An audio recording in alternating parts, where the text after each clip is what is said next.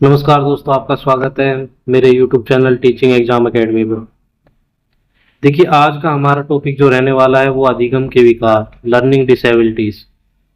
ये आमतौर पर बच्चों में देखी जाती है, पर उसे पहचानना बहुत ज़रूरी होता है। अगर नहीं पहचानते हैं तो बच्चे को पूरी ज़िंदगी उसकी परेशानी का सामना करना पड़ता है। जैसे डॉक्टर को जल्दी ही बीमारी समझ में आ जाए तो उसका इलाज जल्दी हो जाता है और पूरी ज़िंदगी परेशान नहीं होना पड़ता। तो इसी प्रकार ये बच्चों के अंदर हो, क्या बड़ों में भी हो सकती है, पर आपको टीचर होने के नाते ये एक बार हल्के से पहचानना ज़रूरी है। क्या होते हैं ये, तो आज हम इसका डीपली पढ़ेंगे। चलिए, इसका हर साल 1 से 2 नंबर आना ज़रूर कंपलसरी सा है, क्योंकि ये डायरेक्ट भी पूछा जाता है, इनडायरेक्ट भी आ जाता है कई कई बार। 2 से 3 क्वेश्चन ज़रूर मिलेंगे। चलिए शुरू करते हैं। पहला है डिसलेक्सिया, पठन विकार। पठन विकार मतलब पढ़ने से संबंधित है। यह सीटेट का सबसे पसंदीदा प्रश्न है, मतलब बार बार आपको ये देखने को मिलता है हर बार एग्जाम के अंदर। देखिए, इसमें क्या होता है, बच्चों को अक्षरों और शब्दों को पहचानने और उन्हें सही से पढ़ने में कठिनाई होती है। देखिए, डिसलेक्सिया में क्या होता है, बच्चों को जो अक्षर होते हैं, शब्द होते हैं, उनको वो उल्टा सुल्टा पढ़ता है। जैसे उसका सीटेट के हिसाब से आपको क्या क्वेश्चन मिल सकता है, सा को वाज, एस ए डब्ल्यू को वो पढ़ रहा है डब्ल्यू ए एस, मतलब उल्टा पढ़ रहा है। डी ओ जी डोग को वो पढ़ रहा है जी ओ डी गोड। लेटर का सीक्वेंस उसका गलत है, उल्टा है। वह डी और बी के अंतर को नहीं समझ पाता है, उसकी पढ़ने की गति धीमी हो जाती है। देखिए, इसके अंदर आपको सीधा स्पष्ट नजर आ रहा है कि बच्चा ना वर्ड को उल्टा पढ़ता है। सा को वाज, ये मैंने जो एग्जाम्पल दिया है, और ये पढ़ने संबंधी विकार है। आपको ये याद रखना जरूरी है, डिलेक्सिया पढ़ने संबंधित हो। चलिए आगे पढ़ते हैं। डिसग्राफिया, लेखन विकार, मतलब यह लिखने से संबंधित होता है। इसे याद करने की ट्रिक है ग्राफ।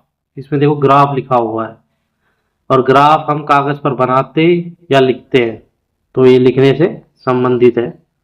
क्या होता है, बच्चों की जो हैंडराइटिंग होती है वो बहुत खराब होती है, और अपने विचारों को लिखकर व्यक्त करने में परेशानी होती है। हैंडराइटिंग खराब होगी तो बच्चा जो विचार अपने लिखेगा उनको गलत तरीके से लिखता जाएगा, और दूसरों को समझ में भी आने में कठिनाई होगी। और उसके लक्षण क्या होते हैं सीटेट के हिसाब से, शब्दों के बीच में सही गैप न छोड़ना, अक्षरों को उल्टा या टेढ़ा मेढ़ा लिखना, लिखते समय बहुत जल्दी थक जाना। तो ये डिस्ग्राफिया के लक्षण होते हैं। इसके अंदर बच्चा शब्दों के बीच में गैप नहीं छोड़ता है, अक्षरों को उल्टा पढ़ना लिखना, लिखते समय थक जाना। तो जिनकी हैंडराइटिंग ज़्यादा खराब होती है उनके अंदर यह हमें देखने को मिल सकता है, डिस्ग्राफिया। चलिए अगले उसके विकार की तरफ चलते हैं। डिसकैलकुलिया, गणना विकार। गणना मतलब जैसे मैं, ये देखो इसका सबका ट्रिक मैंने लिखा है, इन्हें याद रखने की ट्रिक। कैलकुलेटर, ये कैलकुलिया है ऐसा लिखा है, जैसे कैलकुलेटर सा लिखा हो। कैलकुलेटर जो गणित में काम आता है, यह गणित से संबंधित विकार। कैलकुलेटर से हम याद रखेंगे मैथ, और मैथ से क्या होता है, ये बच्चों को संख्याओं और गणितीय सिद्धांतों और बुनियादी गणनाओं, गणनाओं क्या होती है, जोड़ घटा गुणा भाग को समझने में दिक्कत होती है। देखिए, इसमें क्या होता है, जो बच्चे को जमा घटा गुणा भाग होता है, और जो मैथ के सिंपल लॉजिक होते हैं, उन्हें समझने में दिक्कत आती है किस कैलकुलिया में। अब हमें लक्षण भी पता होना चाहिए हल्का सा।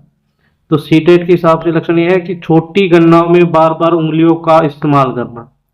देखिए 2 जमा 3 है, उसे बच्चा थोड़े दिन में सीख जाता है, 2 जमा 3 5 होता है, फिर भी वो उसे बार बार रिपीट करता रहेगा।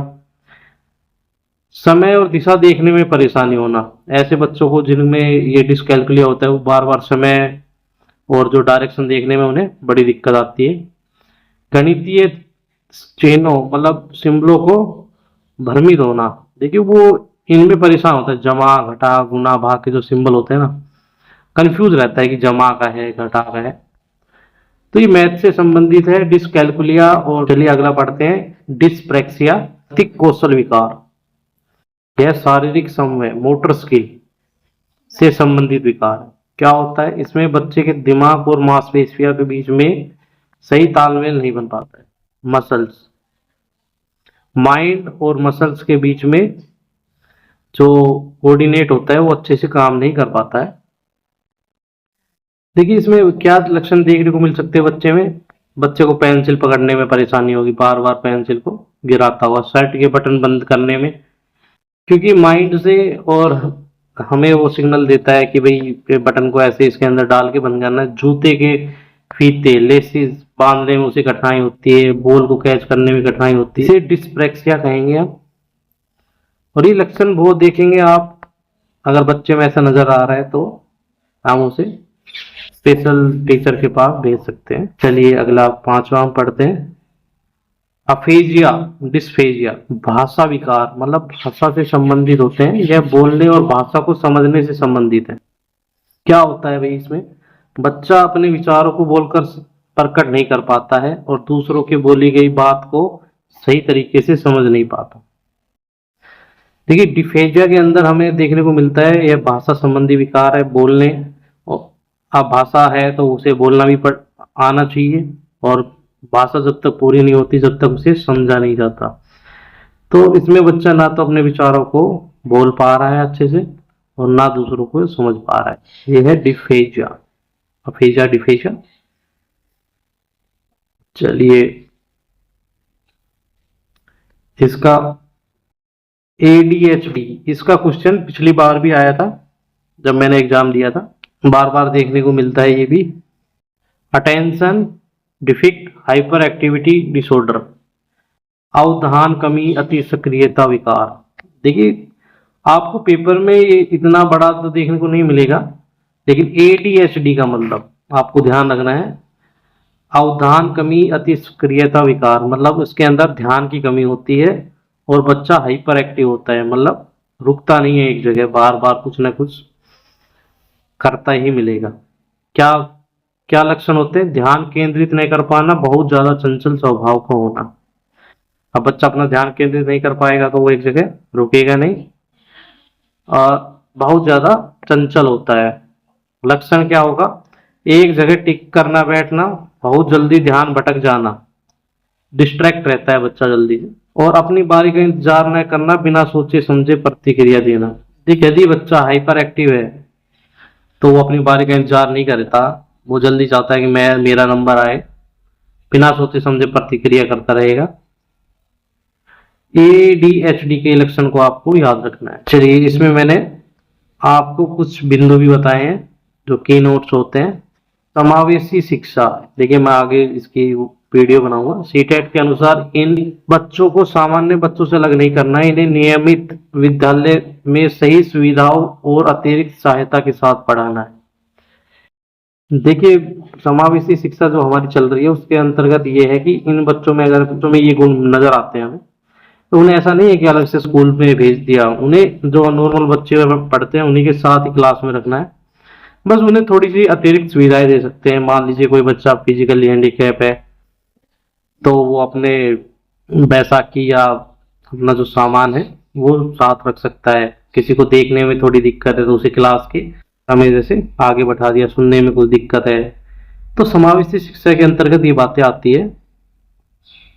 अब हमारे दिमाग में आता है कि भाई ये बच्चे कहीं दिमाग के रूप से परेशान हैं, कई वो की मेंटलिटी होती है कि ये एक तरह से पागल है। नहीं, ऐसा नहीं होता है, ये भी मैंने लिखा है। स्थायी कमी नहीं है, यह कोई बीमारी नहीं है बल्कि एक न्यूरोलॉजिकल स्थिति है। ये देखिए परमानेंट नहीं है दिमाग के, मतलब ये परेशानी ये, और ना कोई बीमारी है, ये न्यूरोलॉजिकल स्थिति है। मतलब जो हमारे ब्रेन से है उससे कोई समस्या अगर पहुंच जाती है तो उसके बाद बच्चों में ये परेशानी आ जाती है।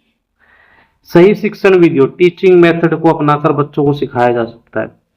ठीक है, ऐसा नहीं है कि ये बच्चे सीखेंगे नहीं, सीखेंगे, सही टेक्निक का इस्तेमाल करना पड़ेगा। और जो स्पेशल टीचर होते हैं, और आजकल तो नॉर्मल टीचर को भी इनकी ट्रेनिंग दी जा रही है। ठीक है, ऐसे बच्चे कैसे सीखेंगे, बहुसंवेदी दृष्टिकोण, मल्टी सेंसरी अप्रोच। देखिए इसके अंदर ऐसे पढ़ाया जाता है कि भाई जो आप पढ़ा रहे हैं उसको सभी जो हमारी ज्ञानेंद्रियां हैं उनमें से कुछ 2 से 3 हमारी जो ज्ञानेंद्रिय है काम करें एक साथ। जैसे हम टेलीविजन देखते हैं, अब टेलीविजन पर देखते हो कि बच्चा क्या करता है, सबसे पहले तो वो विजुअल देख रहा है, ऑडियो भी सुन रहा है उसके साथ साथ, और उसका माइंड ना एक्टिव रहता है।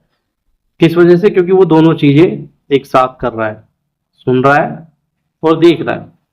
तो कुछ आपको ऐसी टेक्निक इस्तेमाल करनी पड़ेगी जिसे कई ज्ञानेंद्रियों का एक साथ उपयोग करना चाहिए, जैसे देखने, सुनने, छूने। तो ये आप एक तो सबसे अच्छा एग्जाम्पल यहाँ पे अगर मैं आपको देना चाहूँ, जैसे हम बाहर जाते हैं कहीं घूमने के लिए, वहाँ पे बच्चा कोई चीज़ सामने देखता भी है, छूता भी है, और उसके बारे में उसे जानकारी भी मिलती है, कोई बोलता है उनके बारे में। जैसे हम कहीं पर या फिर म्यूजियम में चले गए, तो वहाँ बच्चे अपनी एक साथ कई ज्ञानेंद्रियों का प्रयोग करता है, तो ऐसे जल्दी बच्चा सीख पाता है। इन बच्चों को भी सीखने में बड़ी सहायता मिलती है। चलिए, वीडियो काफी लंबा हो गया, फिर भी जो मेन चीज है वो करवाना जरूरी होता है। जो हमने पढ़ा है वो क्या हमारे एग्जाम में आता भी है? मेन बात हर बार की तरह। पहला प्रश्न है, एक बच्चा सा को वाज, न्यूक्लियर को अनक्लियर के बीच के अंतर नहीं कर पाता, वह किस प्रकार के विकार से पीड़ित है?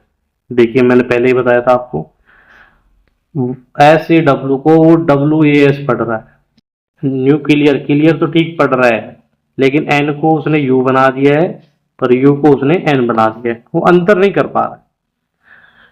तो देखिए, पहला डिस्ग्राफिया, डिस्ग्राफिया तो लिखने से संबंधित है, जबकि ये पढ़ रहा है। अब वो पढ़ ही गलत रहा है। ऑप्शन सी डिस्कैल्कुलिया, मैथ से संबंधित नहीं है, ये गलत हो गया। ध्यान अभाव सक्रिय एडीएचडी नहीं, ये भी नहीं है। डिस्कैल्कुलिया नहीं है, डिस्ग्राफिया नहीं है। इसमें डिस्लेक्सिया है, जो हमने फर्स्ट नंबर पर पढ़ा था। चलिए अगला क्वेश्चन पढ़ते हैं।